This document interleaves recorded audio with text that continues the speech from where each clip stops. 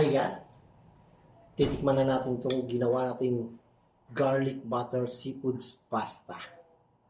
You know, fettuccine pasta ang ating ginamit. Wow, al dente.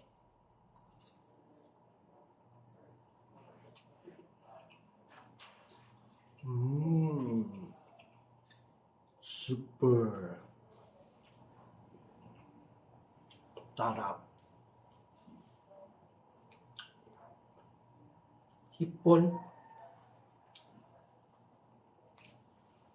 Dami kayo.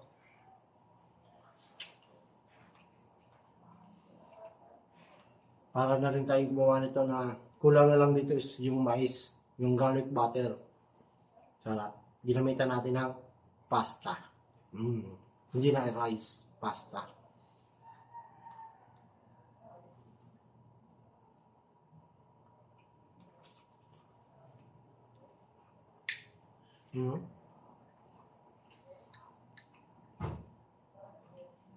Sarap. Taba pa ng tahong niya.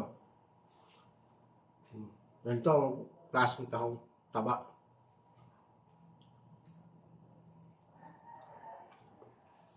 Wow! Siram. Try nyo. Nang matikman nyo to. Lami, mas ramon.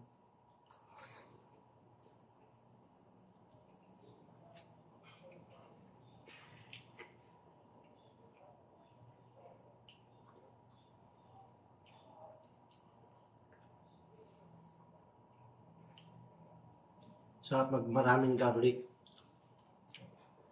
Lasang-lasa yung ating ginawang garlic butter. Sarap ng maraming garlic. Kasi pasta natin, hindi natin overcook, al dente. Cooking time to 8 minutes, pero ginawa na natin 6 minutes kasi lulutuin pa natin dun sa seafoods. Kaya ayan, sarap.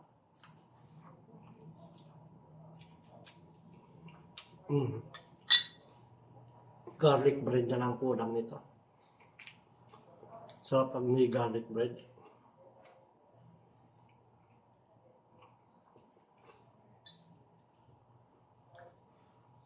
Ayun o.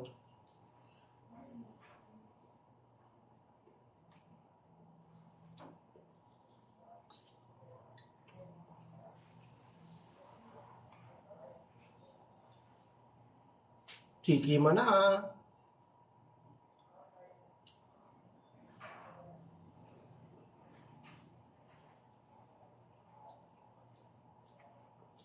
Sarap.